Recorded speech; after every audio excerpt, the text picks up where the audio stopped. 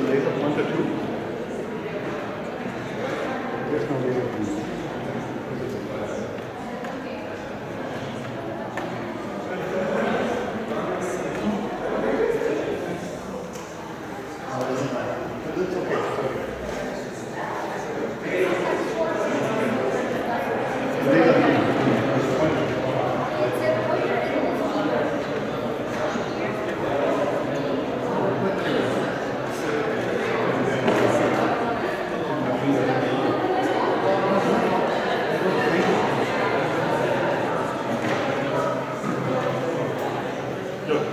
Give me a sign after 30 minutes. Okay.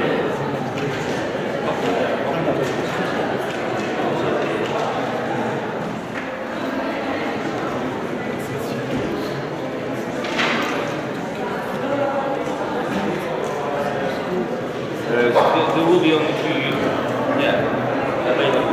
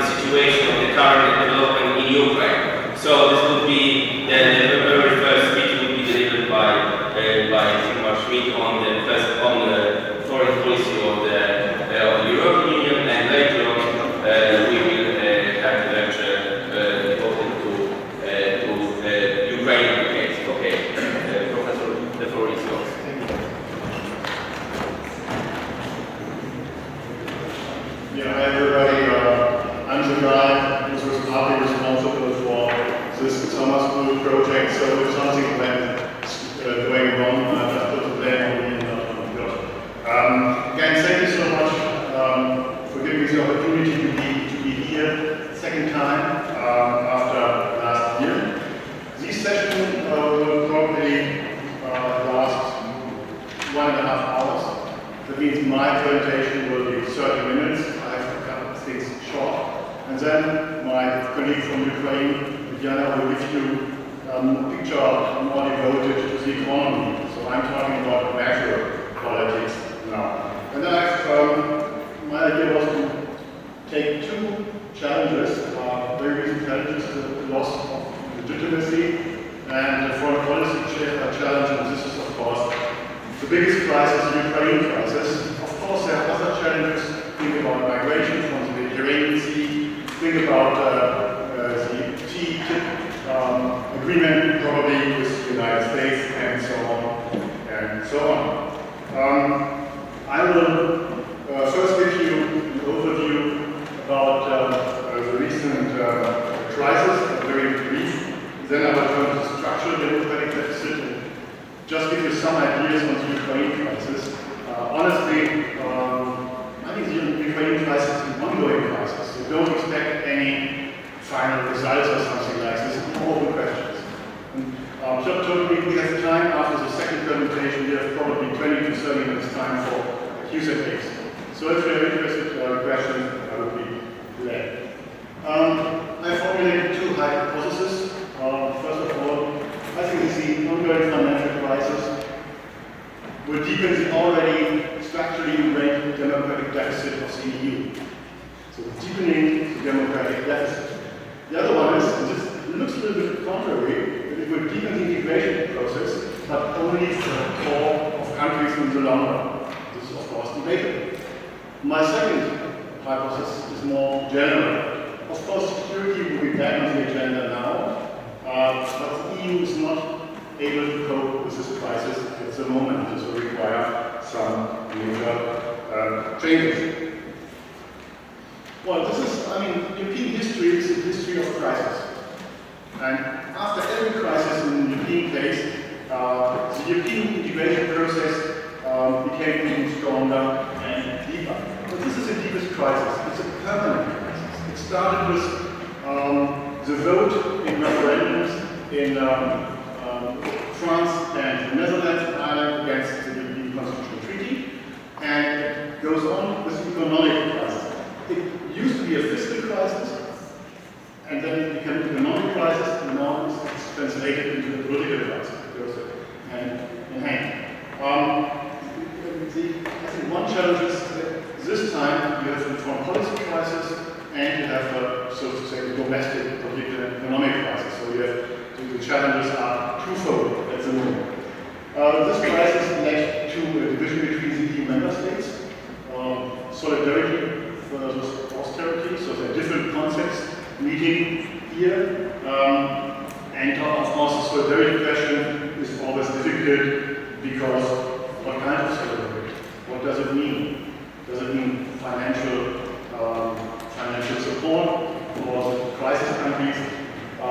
This is really a north-south debate and all these questions. This crisis was, I would say, orchestrated by an unusual rhetoric against the others. Probably you remember the famous acronym, the PIG countries. Portugal, Italy, and so on. So the style, the rhetoric, was very aggressive this time. Instability of governments, yes, over 20 governments are no longer in power after the crisis has started. There are shifts in coalitions, there are just vote on. In nearly all countries we have some protest or riots, except in the countries which were not so much affected. And one country probably could be regarded as a winner in some respects, this is Germany. Germany, Austria, Iceland. They were much better off now than before the crisis. Of course, the unpopularity of the EU increased, and I will come back to this later. And the legitimacy, I use the term acceptance, because I know legitimacy is more German concept, but it is more than acceptance. You can say deeply rooted acceptance. Probably, if you study political science, you can say it's at least diffuse support. The basis is diffuse support. So there are certain concepts, and I think this is really effective during this crisis. But there is a long-standing controversy in the social sciences about the existence and extent of the deficit, of the democratic deficit. And of course, judgments depend on understanding of the EU. Is it international organization, then we cannot speak of democratic deficit. It doesn't make sense. Because international organizations, they don't need democracy in Germany. You would say this is intergovernmental cooperation, just a cooperation. But if it's a political system, it would be quite different, because all political systems, at least democratic systems, need legitimacy to survive and to adapt policy by policy changes. Of course, there's a structural deficit. I don't want to discuss this here. We don't have, of course, we have many different peoples in the EU. We have a kind of common history, but the judgment over the common history is very different. So again, winners and losers during the war and so on. So it's very difficult to create a kind of identity. Many of my colleagues argue this is not necessary. But nevertheless, there are structural deficits, and for the traditional political science, it's difficult to cope with this challenge. As you can see here, if we do not regard EU not as a political system, then we don't have a deficit. Or even if we say, oh, the deficit is good, because this is saving sovereignty in the traditional way. But if we say it's a political system, and I think it's a political system, because we have collective binding decisions. And they are deeply, they have deep effects on every society. So I think it's a political system. But then we can ask the structural deficits, okay? If we belong to this traditional camp, I would say democratization is impossible. So many people, so not my people. But if it's an institutional deficit, we can have more democracy, we could have a kind of democratization process. Well, if you see this, currently there are two changes of education. First of all, there are direct elections. So there are direct elections here. The EP is directly elected. It was just 1.5 months ago. And then you have some indirect legitimation about the national parliaments and council of ministers and so on. So we have two changes at the moment. But of course, there are many institutional deficits. And because I have to be very brief, I just listed them here, and I cannot comment on everything in detail. I mean, first of all, democratic accountability. This is really important because we elect our government, but we do not elect European government. So, which are European governments, institutions accountable to us? Only indirectly. The Parliament, well, of course, Parliament was the winner of our treaty reforms, and now it is important for 80% of co-decisions. But still, it is weak in some respects. No initiative for lawmaking. The European Parliament elections are often called second-order elections. Why? Because the issues at stake are hardly European issues. They mostly come from the national agenda. And in Germany, for example, you could see election banners, but not with Jean-Claude Juncker, the candidate of the Christian Democratic faction, but with Angela Merkel. With Angela Merkel, you couldn't vote for Angela Merkel. So when the Germans shifted the agenda, and of course, the control mechanisms are relatively weak.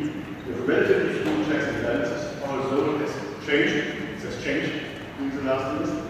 And you have digressive proportionality.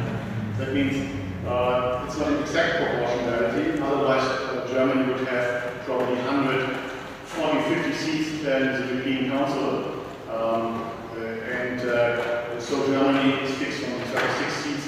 So it's not directly proportional to the number of people living in the country. There's a lack of transparency. We do not know how the negotiations proceed. We do not know. Only European Parliament we know, but not in the Council, for example. There's no media reporting in the Council, so it's very difficult to find out which position is really articulated by which government. We don't know. We need some special information about this, some leaks probably, that's all. Communication failures, yes, there's a big communication problem because it's very difficult to explain what is going on.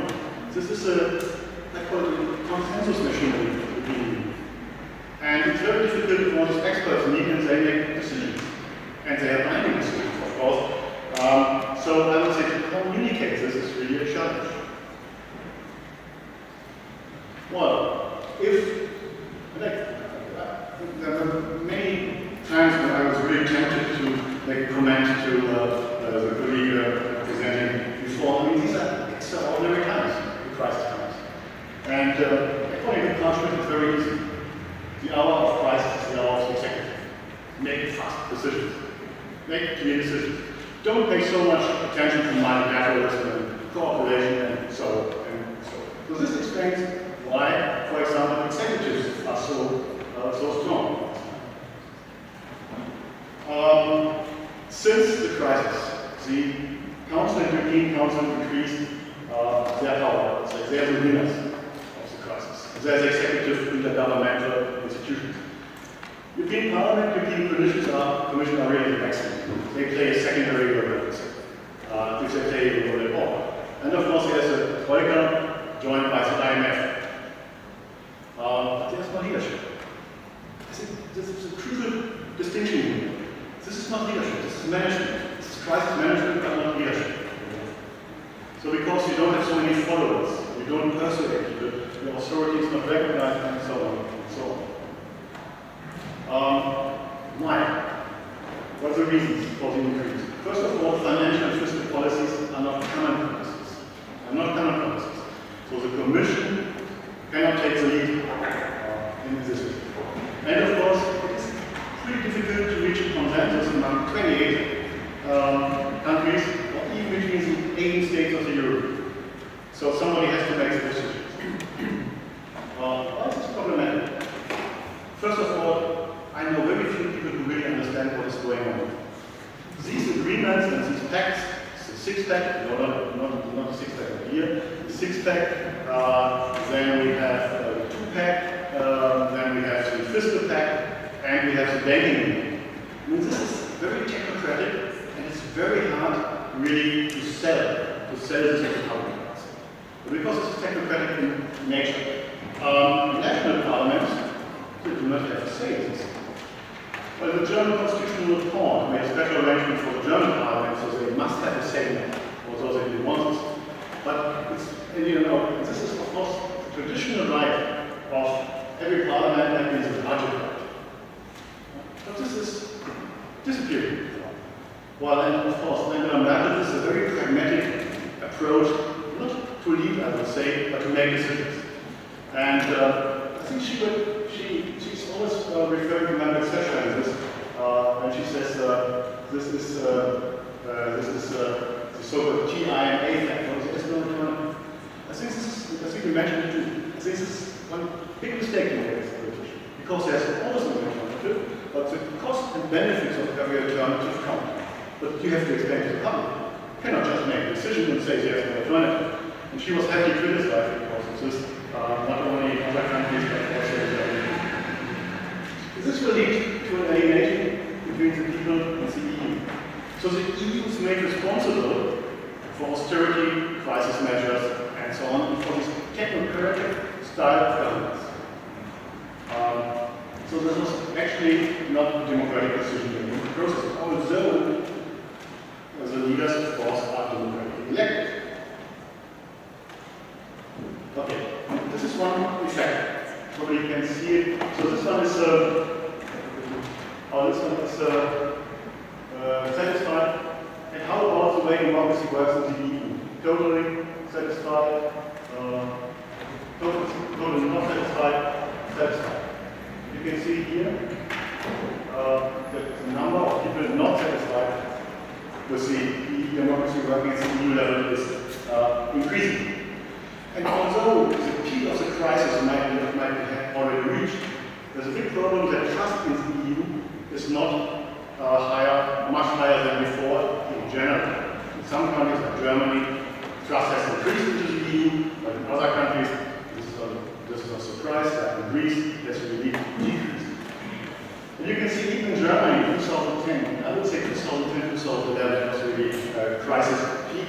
They only 37% had trust in the EU. In Germany is known for very often for pro-European policy, and that was the consensus in Germany for a long time. And this has been even lower, the lowest after Great Britain, which is no surprise too, and the EU average, and even France, also the core countries. And the majority of Germans still favor the D-mark in Europe. Oh, the turnout rates, this is another indicator.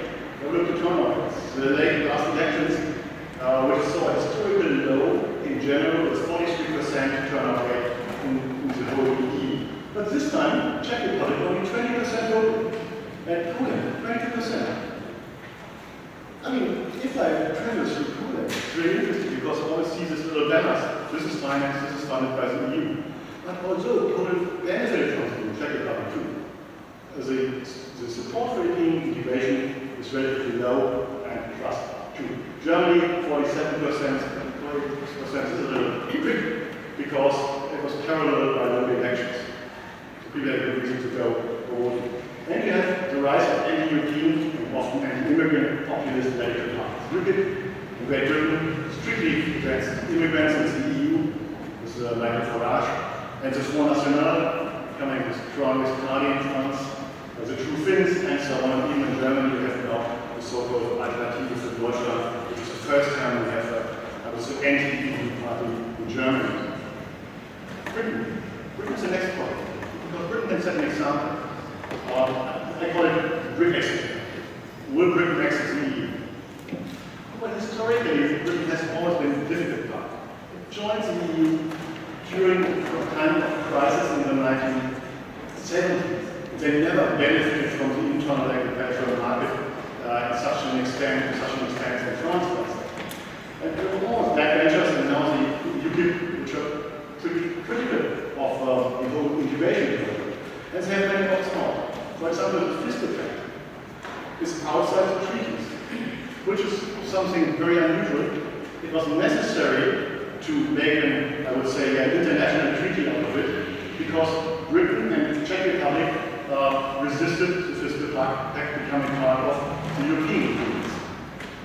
So again, they put the foot on the brake, tradition. And of course, they have backdated. They say, we don't agree with Jean-Claude Juncker. So this is I would call it a blackmail. And they announced referendum. There's another blackmail. The EU has to change to bring back certain legislative acts into the national arena. Otherwise, they have a referendum. The danger, I would say, has a contagion effect. What does it mean for countries? Probably like Czech Republic. Do they stay in the European Union? Well, I can't imagine that they will leave. But again, contagion. And of course, there will be a lot of internal conflicts, which I would say the kind of policy making in general. Well, of course, the European Union has reacted. The first thing they did is they found this European Citizens Initiative, which is working quite well at the moment, but there's not so much attention devoted to this. Then you have the co-decision procedure as standard. It means standard procedure. It means the European Parliament has a veto for the and of course, they tried to involve national parliaments into the EU policy making, which is quite a challenge, I would say. And then they announced the indirect election of the President of the Commission. And this is another good example for the crisis. But now they are discussing what to do with Jean-Claude Juncker. Because normally he would be recommended to become the next President of the Commission. But due to resistance from many countries, not only from Britain, there's now a crisis. So they are looking for a solution. I think next week there will be a solution, hopefully. But this is, of course, a communication disaster.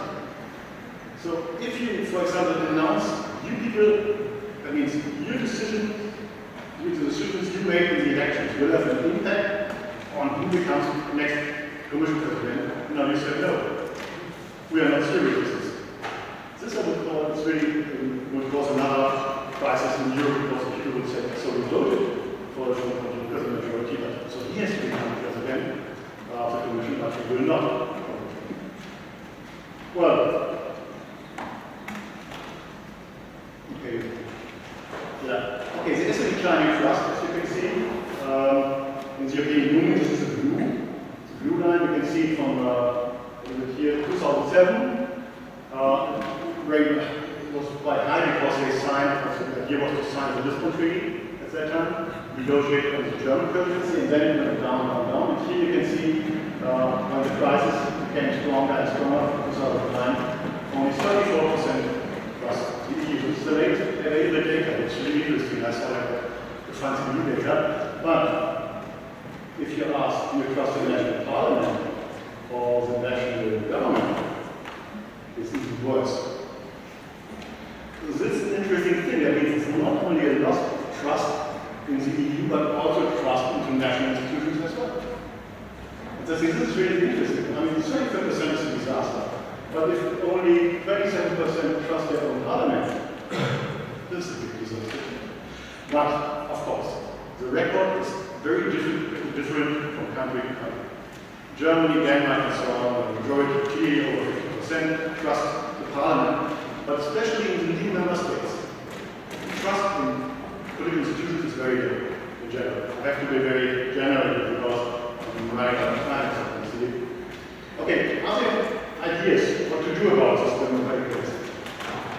Well, first of all, you could have a direct election of the President's Commission. Now we have an indirect, we should have an indirect election like it wasn't the case.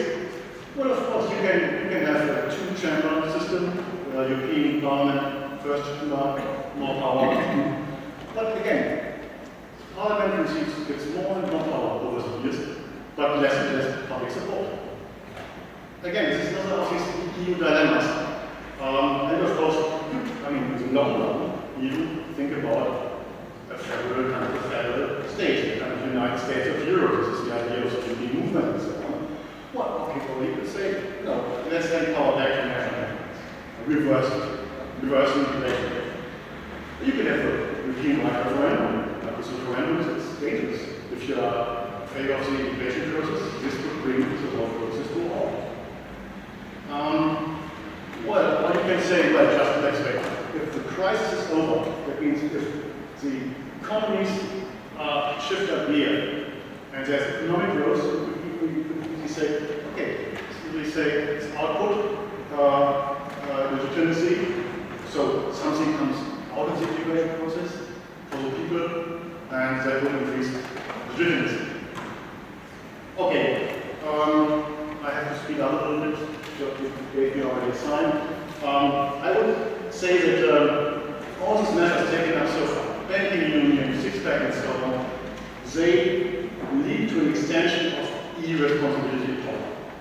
Because the EU cannot make decisions, they can interfere with domestic budgets, which is a very strong instrument.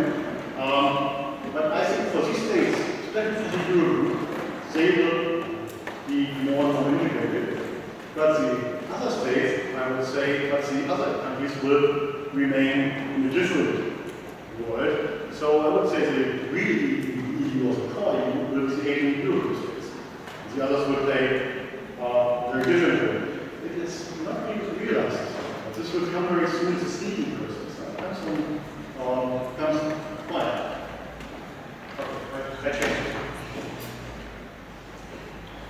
Okay, how far will Russia go? What you can see here is, I would say, a very nice. It reflects the German weekly newspaper, one of the most popular newspapers. What you can see is the all-Russian sign, the tourists love to bring home the matryoshka, and the matryoshka has an aftermath. So these are the two faces of Russia in Germany. The German public is split over Russia, actually.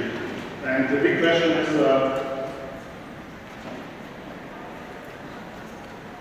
for the EU, what to do about the economic crisis? Can we do something? And can the EU become a kind of security program? And my following statements are more provocation, because I don't have answers to these questions. So let's probably start for this question. First of all, I would argue that the EU has very limited capabilities in security matters. If we look with the so-called Petersburg classes, my students always ask me, what's a Petersburg? I said, this is just a little nice hotel close to Bonn. It used to be the official hotel of German Foreign Ministry. And they met in 1992. Right?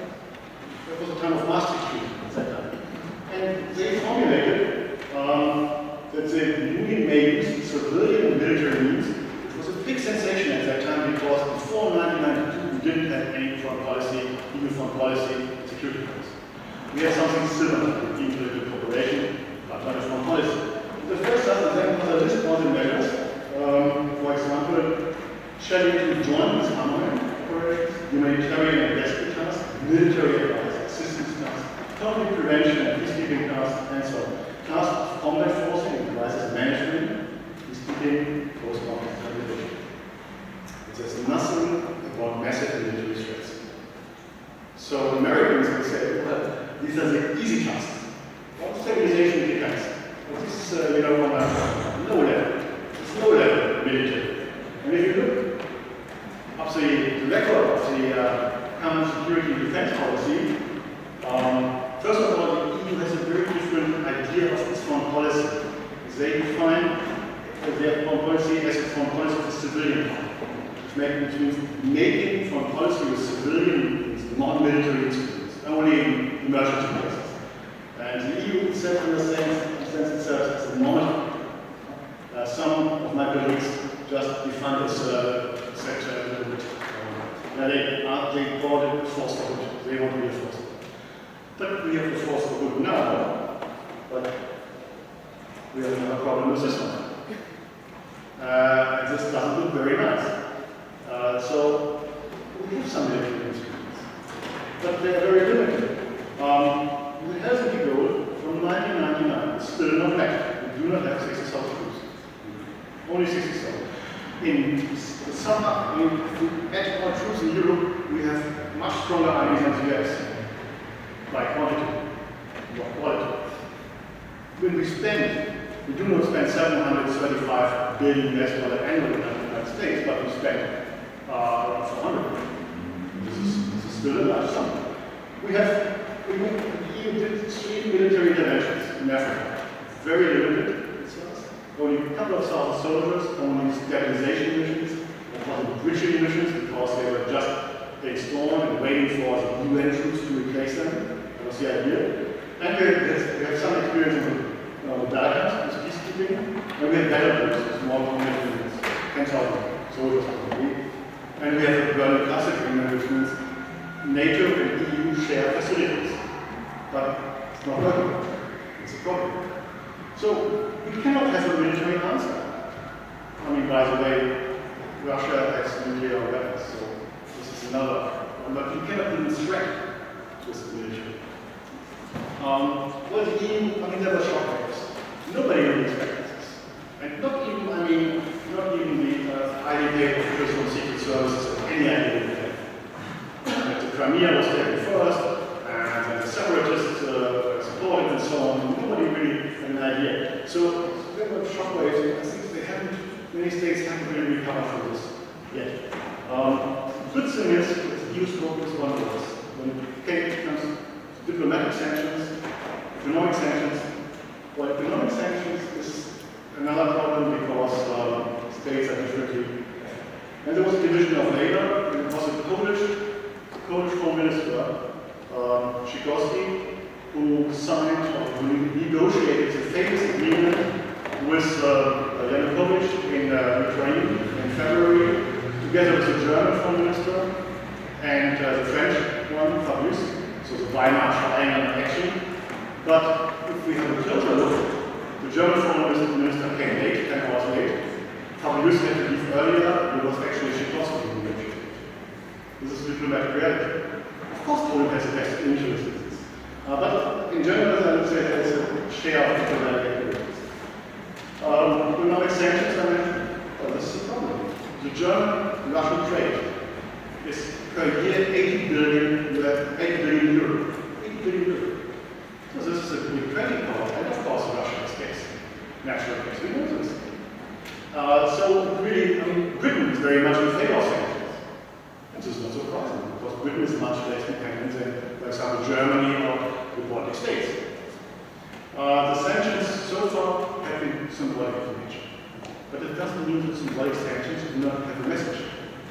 They express a strong dislike, and the message is quite clear. Russia will be isolated. But this is a good idea that we can really debate. The problem is that there are different perceptions, and I come back to constructivist ideas. So in Germany, Russia in January is viewed by this government as a difficult partner. In Poland, Russia is viewed as a security threat. In the Baltic states, even as an enemy. These different perceptions, historically anchored, of course, do not fit together. I think this is very difficult to have a policy, real policy and policy actions against these different perceptions. If I come to measures that should be taken, for example, just give two questions later. For example, it says, should we support the Ukrainian government with military force?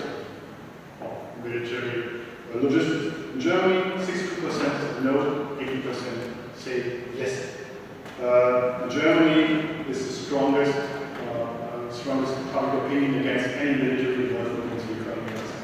There's a reluctance to go beyond economic sanctions, but even to support the new government in Ukraine with financial support, only the minority in Western Europe is in favor of this. So much about solidarity. Well, open questions. What should we do with the European security and foreign policy, defense policy? We could, first of all, enhance it, we could strengthen it. We could say this is the alternative. The other way would be, okay, we live with it. With the deficit, so we can say we depend on USA, that's that.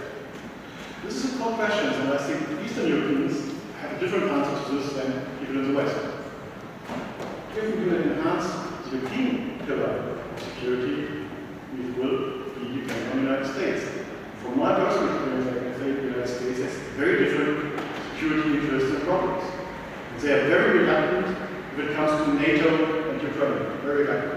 Only the NATO General Secretary, Rasmussen, is from Denmark. He is very outspoken. The US officials are very, very quiet when it comes to concrete action. The big question is, will the US guarantee security in Europe in the future? Because they have different interests. In Asia, for example. What about enlargement policy? Does it really make sense? Does it mean no new members? It seems so. It seems that there's an enlargement fatigue, I would call it. The whole Eastern Europe, what we regard as Eastern Europe, will probably be excluded for a long time. What about Russia? Should we maintain cooperation? Should we isolate these questions? What about the Russian support for separatist movement in Ukraine? We don't know. If I watch Russian TV and I watch Ukrainian TV, I'm living in two different worlds. And my Russian is not very good. I understand so much that I can understand what's going on in the show. This is unbelievable. We have two different worlds. And I think we have what we can witness is a war, propaganda war as well. I think I stop here because we have another presentation. I believe it's a little bit patient, as I can see. Okay, thank you so much for listening, for your patience.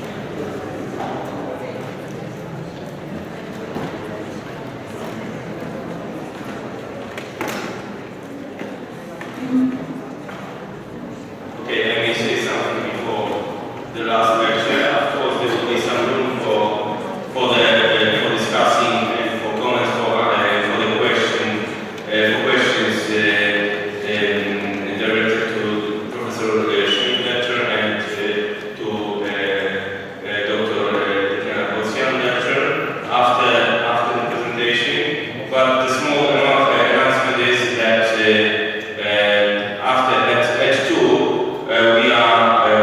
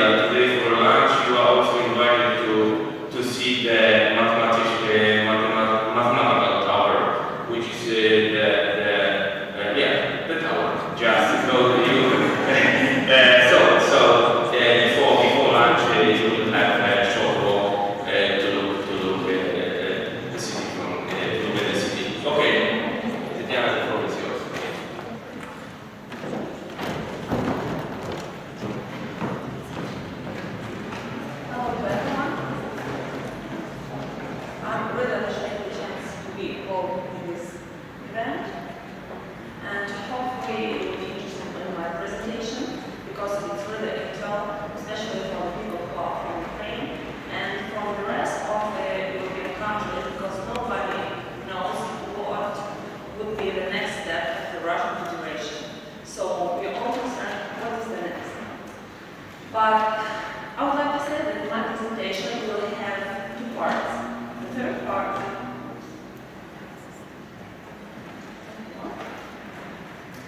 will be concerned exactly with the impact of communication on the micro level. So we will talk about the communication of the firms and enterprises and how they can really, what they do with the risk in turbulent time. And the next part, it would be informational war of the Ukraine. As the Professor Schmidt said before, we can see different words from the Russian and Ukrainian perspective of view. If you would see here the pictures on the left side, you could clearly see the Ukrainian flag. So it's like Ukrainian news. And the same news in Russia is with Russian flag. You know, it's totally different. So the second part will be devoted to the informational war and communication on the macro level. The plan of the presentation is the next. First, we will see what is the reasons for communication in turbulent time, and we'll take this turbulent time, what is the meaning of this term, and the second we will say what is the dealing with the risks in a turbulent time for the communication, and how image can be involved in this dealing with the risks. So we'll start with the first, and I would like to say here that communication doesn't have impact on the reducing threats like exactly. It goes for the image. So at first we talk, and after that we have the image of the country or we have image of their enterprise, and the image will reduce or increase the threats what we have. So the first question is, what is the reason to communicate in a turbulent time? And is it necessary to reduce the risk? What is the communication? All of you guys involved in the communication studies, so it's not something new. And everyone knows that a social process of engaging the information and establishing understanding between two or more parties. Like the basic communication process, you can see here on the map. And you can see here the sender.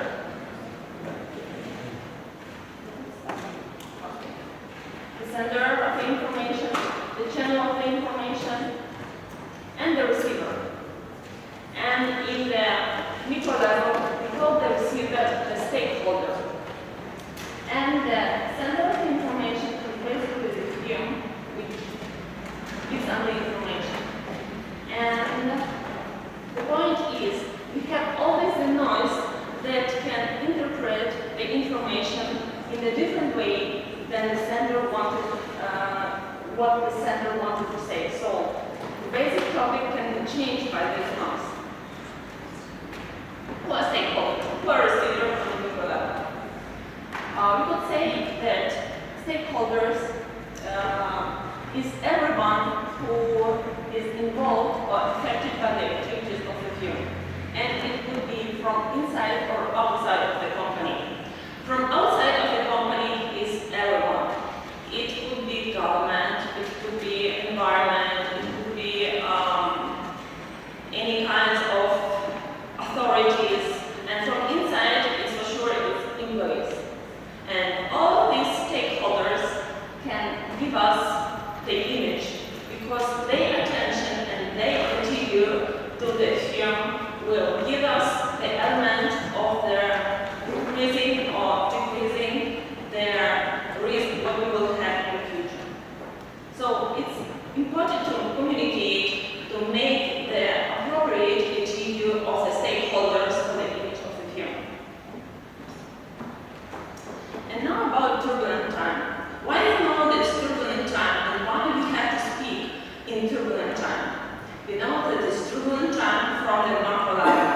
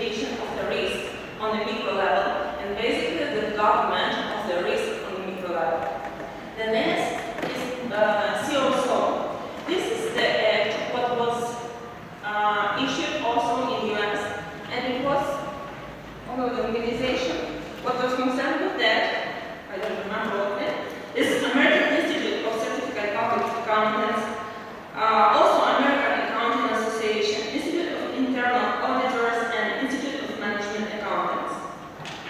They did these rules just to decrease the risk that firms already have. It could be concerned with risk like economic risk, financial risk, any kind of risk that can be in the firm. And the most basic, this is SOL, what concerned with risk management. And it takes all of their elements that can lead to the risk. Here is German, but you can easily understand what the name of this SOL. So it's concerned basically with supply chain management. It's also concerned with the quality of the products the firm will produce. It's also concerned with finance, with environment, and with security of the people who work on the enterprise. So the risk management was like the conclusion of that stuff that risk can exist on the vehicle level. And the turbulence time is known. The turbulence time is the time that risk can exist. So, and the main part of this SOL was concerned with the communication and consultation and how we can deal with the risk.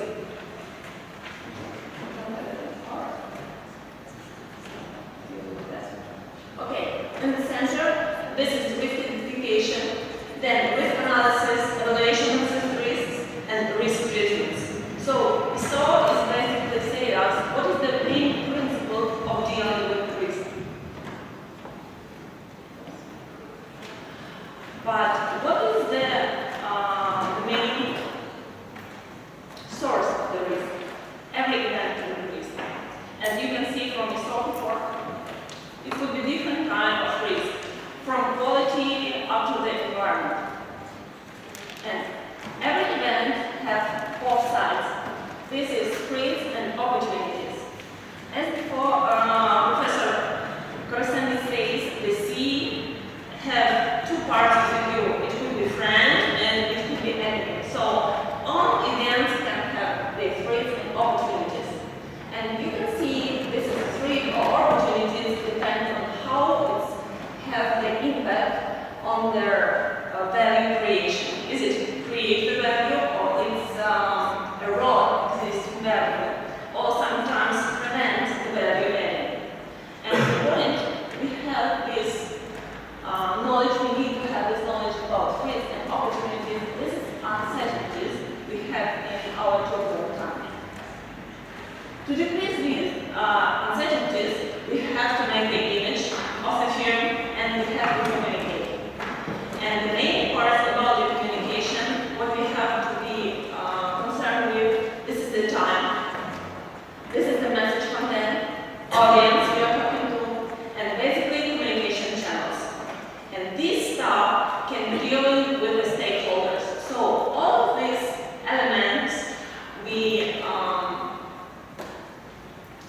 prepare according to the stakeholders we are talking to. So the meaning here is audience we are talking to.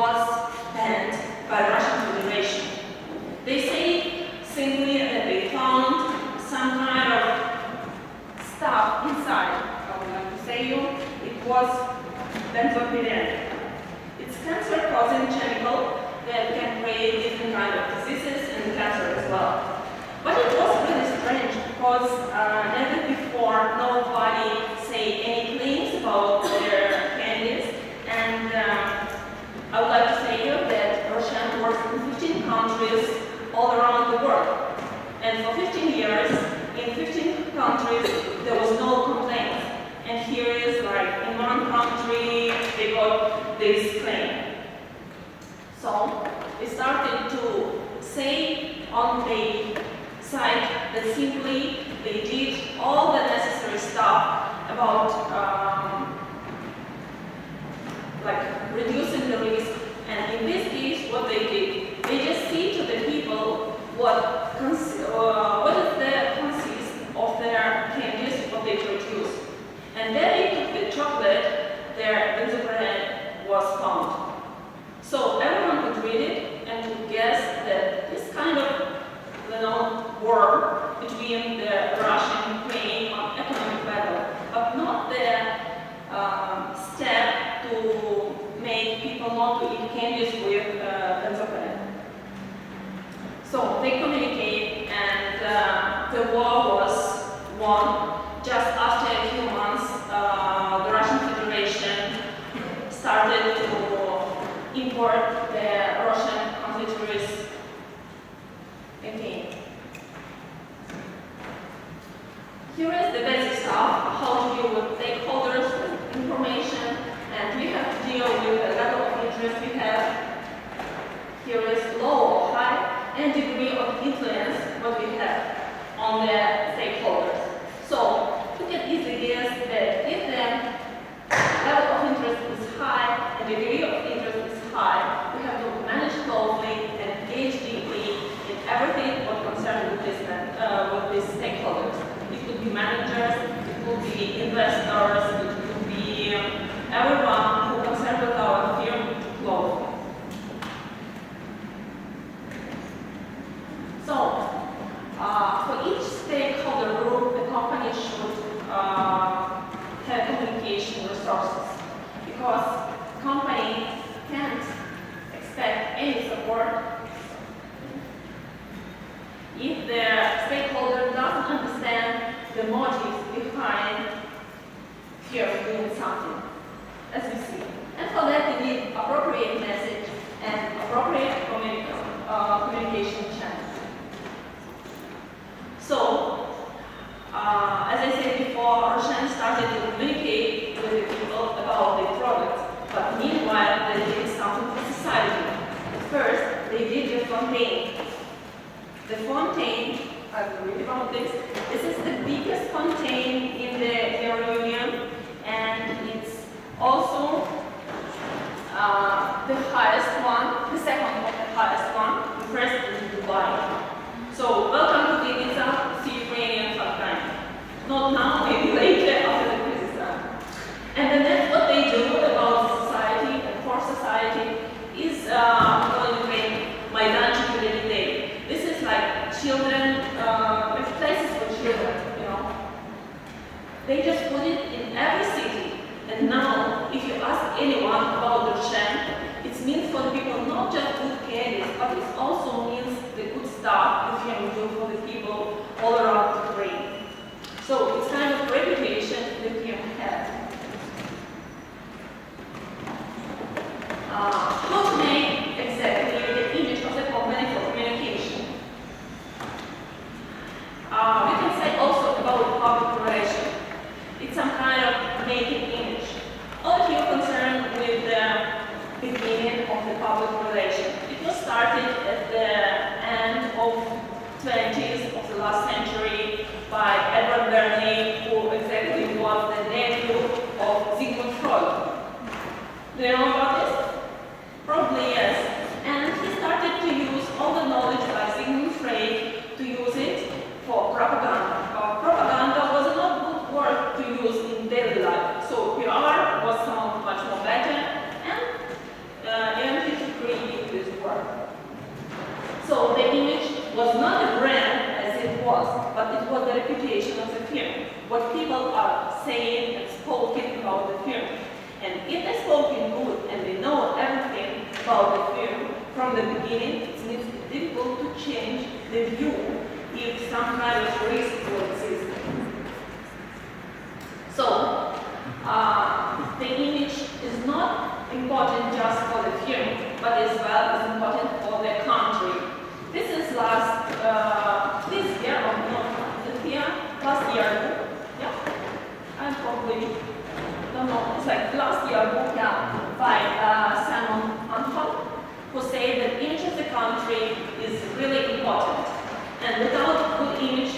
sphere or the region can exist. So the role of image is the main and most important point if we want to say about reducing the risk. And the easiest way to make this image is the CSR. CSR basically is a corporate social responsibility. Corporate social responsibility. This is what firms do for the society and for the environment.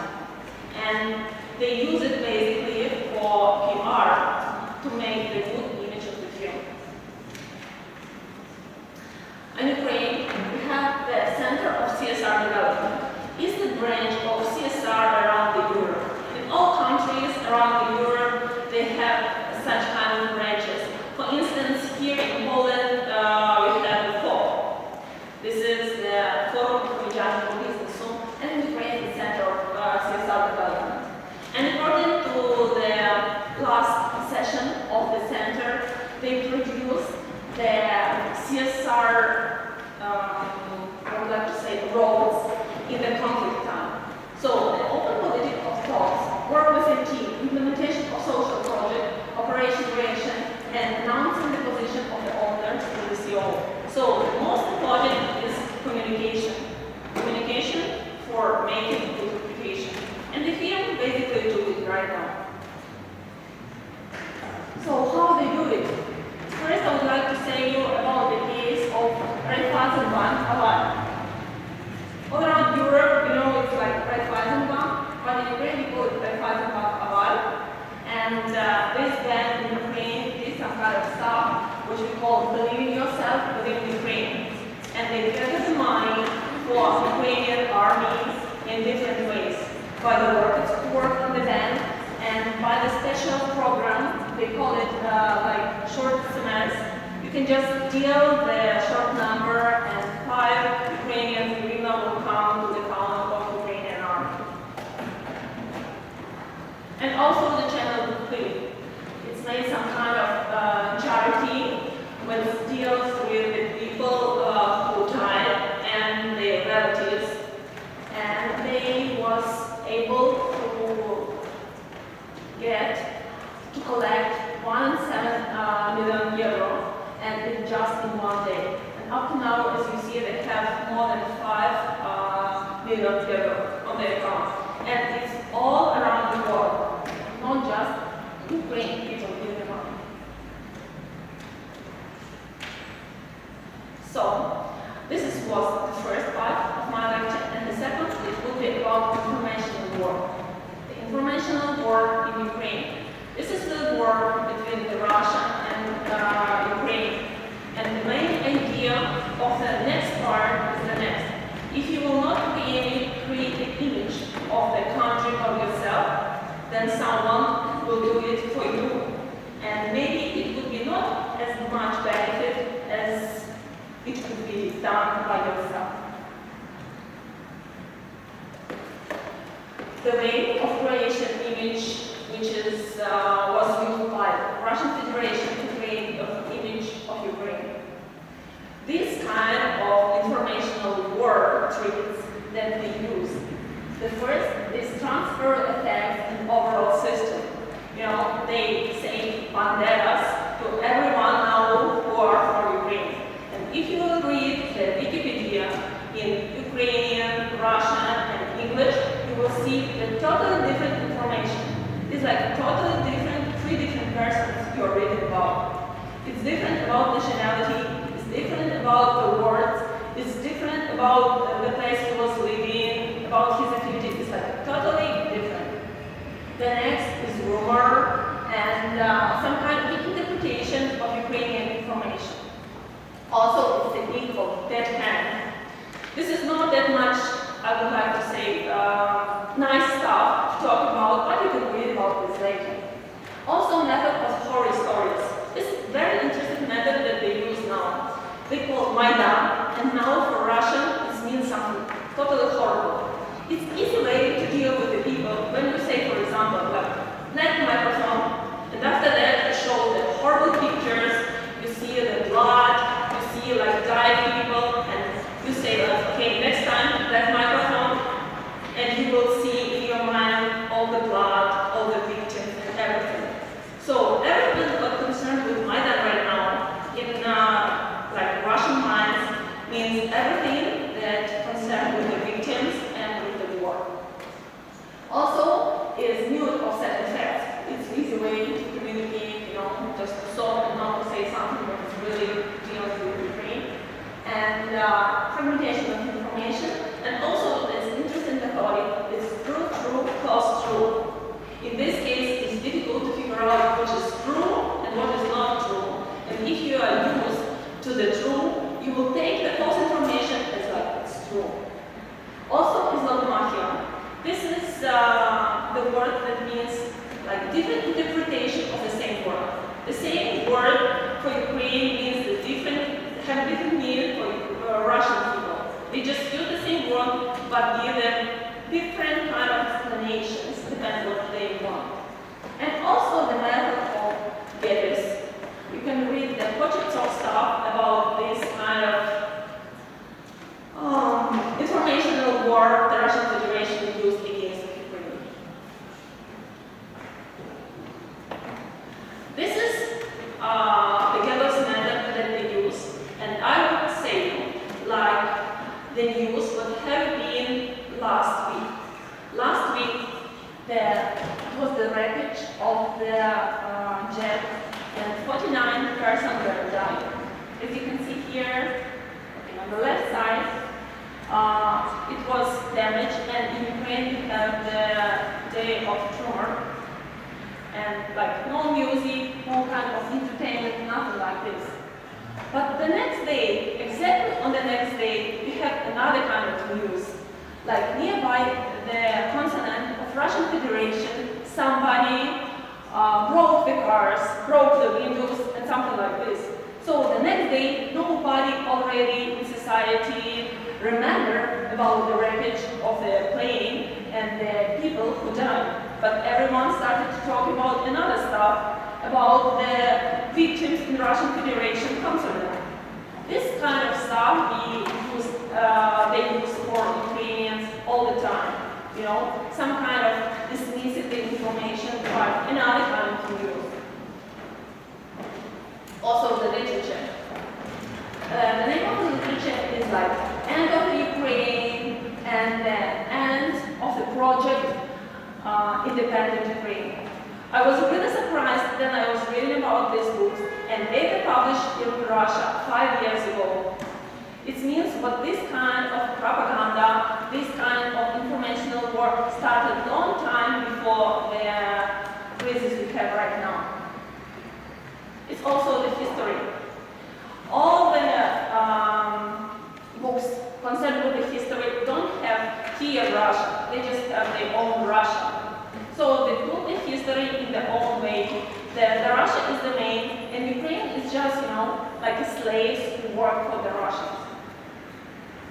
The name of the title of the first book is like, There Was No Kiev, Russia. And the second is like, All Russia without no Kiev. And also in the religion. In religion, they, like the manager of the religion hierarchy in Russian Federation gives some kind of reward to Yanukovych. It's like strange stuff, but it was happened. And not as far as I remember 2 years ago. Also, it's some kind of disinformation. This is the slogan what we have in Crimea before the election.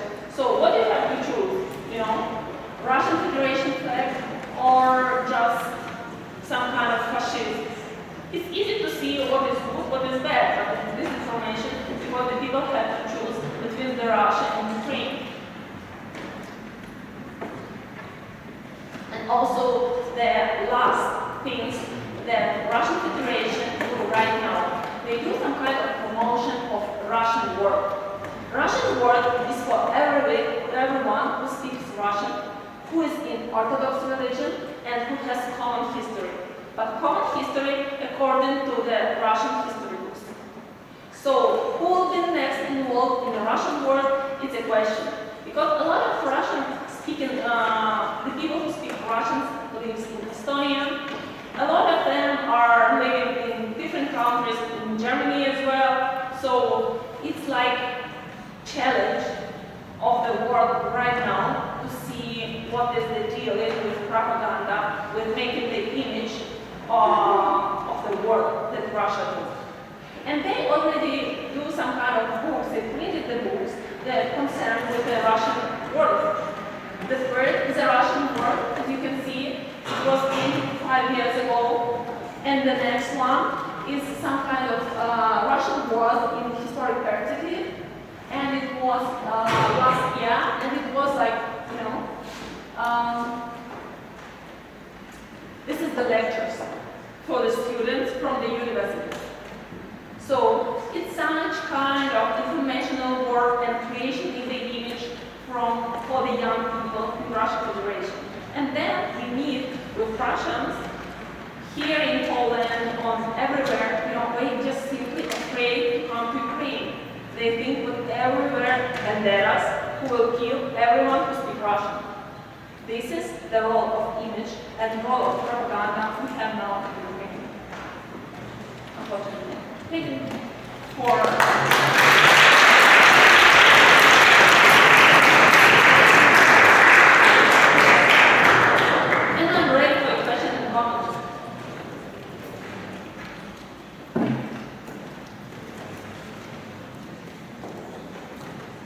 no questions, no comments?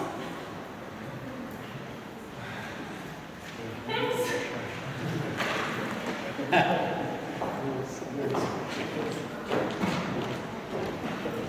No comments. Okay.